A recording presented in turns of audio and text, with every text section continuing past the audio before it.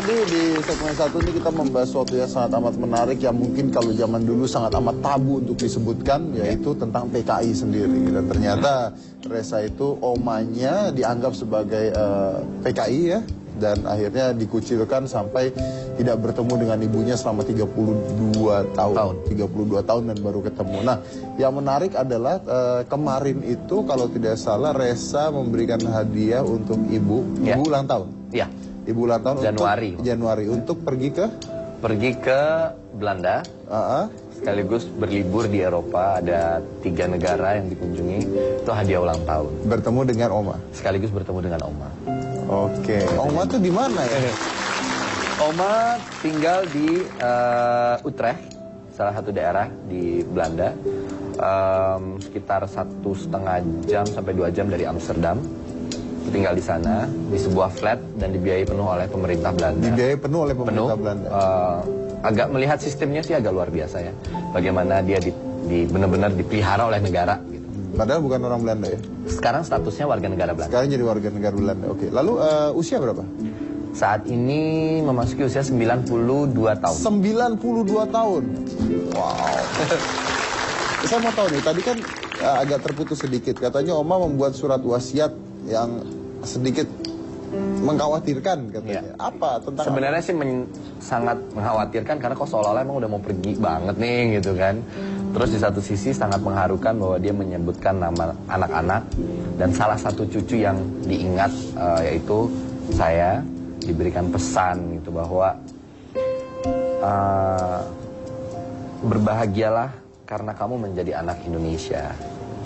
Terus bahwa bangsa ini sebenarnya memiliki kekayaan yang luar biasa. Kemudian dia bilang, kamu salah satu harapan Oma sebenarnya. Jadi terus ada dan terus jangan pernah apatis lah sama bangsa kamu sendiri. Karena no matter what, kamu berdiri, kamu lahir, kamu makan, kamu bekerja di situ. Jadi buat bangsa itu bangga sama kamu. Dengan kata-kata itu yang menarik itu, tertarik nggak Reza sendiri untuk terjun ke dunia politik? Ini menarik loh ya, karena sekarang karena kalau kita lihat Reza sudah mainkan Habibie, terus katanya nanti mau mainkan sebagai Ismail Marzuki ya, terus mengerti banyak kan sekarang banyak, maaf nih, artis-artis nggak jelas aja mau terjun ke daerah politik gitu kan. Nah, kenapa lu nggak terjun ke dunia politik? Lu mengenal banyak banget tentang hal tersebut. Di sini aja dulu. Di sini dulu. Tapi is that any possible way? Mungkin, tapi masih jauh kali ya, karena terlalu banyak hal yang ingin disampaikan lewat seni dulu aja. Lewat seni ini juga sebuah perjuangan juga. Sebuah perjuangan juga, dan sebenarnya kan hidup manusia pada dasarnya kan sudah berpolitik secara tidak langsung dengan dirinya dia sendiri. Jadi ya let's see what happens. Ya, mungkin memainkan sebuah tokoh dengan benar dan mencerminkan yang benar. Iya, itu menarik banget sih. Salah satu perjuangan juga kan. Iya. Nah, Reza ini kan dekat sekali dengan ibu kan. Iya. Dekat sekali dengan ibu. Tapi kedekatan ini nggak ada hubungannya dengan tahu masalah ini kan? Oh enggak. Memang dekat sekali dengan memang ibu. Dekat sekali aja. Karena memang nggak pernah tahu. Kalau soal hal-hal seperti ini kan juga baru setelah udah besar ya. Bukan diajarkan oleh ibu sama Bukan sekali. diajarkan, jadi nggak ada hubungannya siapa. Tidak ada hubungannya. Saya waktu itu sempat mewawancarai Reza juga. Jadi Reza ini orang tua pisah ya. Iya. Orang tua pisah dan Reza tidak bertemu dengan ayah ya kalau tidak salah. Dari usia 8 bulan. 8 bulan ya. Saya sempat dulu membahas dengan Reza. Ini kalau saya nggak salah, saya sempat nanya, terus Reza nggak pengen ketemu lagi? Enggak katanya. Enggak. Nggak tahu juga sih masih hidup apa enggak. Tapi malah ingin membahagiakan ibu. Iya, itu aja sih. Dan adik saya ya. Oke. Saya boleh nggak minta tolong? Jadi saya mau telepon ibu dari studio. Terus seperti biasalah, tante nih Reza ada di studio sama saya, coba ngobrol gini. Cuman bahasa gaulnya tuh peres banget gitu. Jadi maksudnya nanti ibunya kan, ada di studio Rezanya, iya ada ibu, gitu. Jadi penuh kepura-puraan Reza. Iya. Jadi saya pingin, bisa nggak gitu ya? Ini surprise nih, dia juga nggak tahu. Saya pingin Reza telepon ibu, ya, di loudspeaker, oke, with your own phone, ya, di loudspeaker. Tapi tidak boleh ngasih tahu ibu kalau Reza lagi syuting di studio. Oke. Oh iya, ngerti maksudnya. Tidak banyak loh, ini anak muda cowok yang ngobrol dengan ibunya di telepon tuh nggak banyak loh. Ayo, udah nelfon ibunya belum? Belum kan? Saya juga belum. Coba. Ada teleponnya? Nah, kita diam ya, kita tidak ada yang boleh ngomong. Pakai yang ada pulsa ya.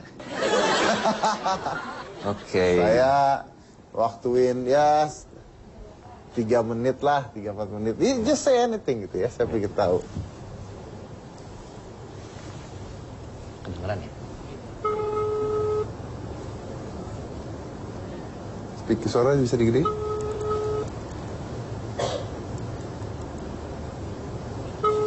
Nggak diangkat. Halo. Hai, Ma. Hai, kamu di kampus sih ya? Udah selesai. Oh, udah selesai. Ngomongin ini, Sumpah Pemuda. Sumpah Pemuda. Iya, mama lagi nungguin adik. Ke sekolah, ternyata datanya jam 9 baru sampai. Kan dia baru sampai di semester gitu. Oh, dari Suntar. Oh iya. Terus? Iya, udah deh, mama pulang dulu. Mama nyetir? Ya, ngapain mama mau nyetir lah. Oh, oke. Gimana, lagi ngapain? Udah di rumah? Nih, udah mau sampai rumah. Oh, kolam gimana? Kolam? Apa? Kolam. Kenapa? Oh, itu kolam. Nanti. Udah batu apa tuh? Terusnya udah datang. Terus di hotel gitu. Oh, oke. Udah datang. Ya. Oke, Mom. Oke. Ya udah. I love you too. Talk to you soon. Love you. Bye, I love you too. Bye.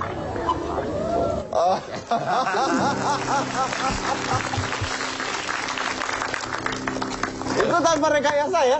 Tanpa rekayasa loh. Oh, iya.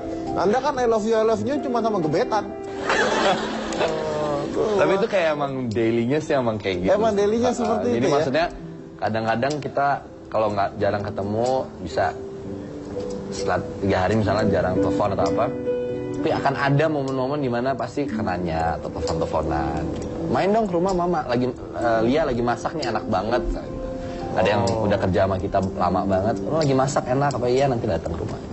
Reza berarti sudah tidak tinggal dengan ibu? Oh udah nggak tinggal bareng. Udah tidak tinggal bareng. Kenapa? Umur 20 itu mulai tinggal sendiri semenjak memutuskan untuk keluar dari rumah karena I have to do something on my own aja sih. Pengen ngebuktiin sebenarnya itu sebuah bentuk pembuktian bahwa kasih aku space. Aku cuma pengen ngebuktiin bahwa kita bisa survive kok gitu. Let me think clearly karena kalau di rumah satu lumayan jauh jaraknya di Cinere waktu itu dan macet banget kemana-mana. Sementara waktu itu kan belum ada kendaraan sendiri ya.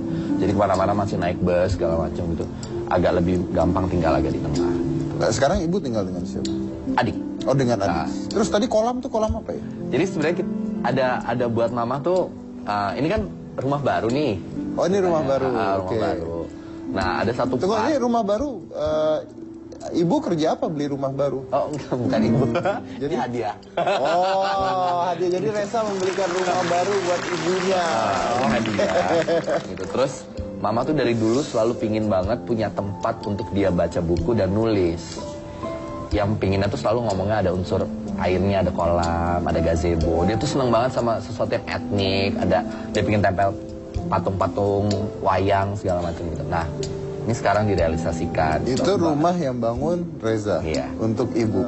Bisa sesayang itu sekali dengan ibu. It's not wrong ya, tidak jelek gitu. Tapi yang justru yang mau saya gali adalah kenapanya gitu. Tidak jelek, tapi kenapa? Mungkin karena udah terlalu ngelihat perjuangan ibu yang terlalu berat menurut saya gitu. Dan dulu tuh dia selalu punya doa ingin punya pasangan hidup yang membuat dia bisa menjadi ibu rumah tangga seutuhnya gitu. Itu tuh obrolan obrolan saya kecil gitu. Aduh mama kalau nanti menikah lagi mama mau punya suami di mana mama bisa menjadi ibu rumah tangga aja, ngurus anak, masak di rumah, nemenin kamu belajar gini-gini. Which is memang tidak sempat. Never happen gitu ya. Is that never happen karena Anda cemburu tidak boleh? Oh bukan, karena memang ibu harus kerja. Maksudnya tidak ketemu pasangan yang tepat. Tidak ketemu pasangan yang tepat. Dan ketika menemukan juga gagal dalam hubungannya gitu. Jadi akhirnya saya menganggap bahwa Tuhan sudah memberikan jalan lain yang menurut saya sangat-sangat adil gitu. Akhirnya di usia yang cukup muda, waktu itu saya 19 tahun, akhirnya sudah bisa bekerja dan membuat ibu perlahan-lahan menjadi ibu rumah tangga yang seutuhnya. Gitu, bener-bener ngurusin adik saya, masak di rumah, nyapu, pokoknya berkegiatan ibu rumah tangga pada umumnya. Tapi at the same time dia masih bisa ngajar, karena kan dia sastra ya, dia bahasa Perancis gitu. Jadi dia bisa ngajar, bisa aktivitasnya tetap jalan. Tapi bukan karena harus mencari uang gitu. Oke. Ini menarik sekali kedekatan Reza dengan ibunya. Mungkin kita bisa belajar semua ya. Tadi nelfon ibunya tanpa rekayasa bicaranya seperti itu ya. Endingnya udah seperti orang pacaran tuh ya. Love you, moh gitu ya. Tapi ini lucu nih. Saya ke anak saya sekarang juga begitu. Karena saya usia 7 tahun. Saya masih begitu ya. Udah Aska love you, bye, moh gitu. Cuman kebanyakan adalah ketika si anak ini nanti beranjak dewasa itu hilang. Ya kan, karena udah nggak nyaman lagi untuk melakukan hal seperti itu. Nah ini Reza bisa tetap nyaman yang menurut saya menarik sekali. Oke. Setelah ini saya akan keluar dari studio dan saya akan berkunjung ke rumah Anyo. Apa itu rumah Anyo, seperti apa itu rumah Anyo, ini menarik sekali pembahasannya. Jadi jangan kemana-mana, tetap di Hitam.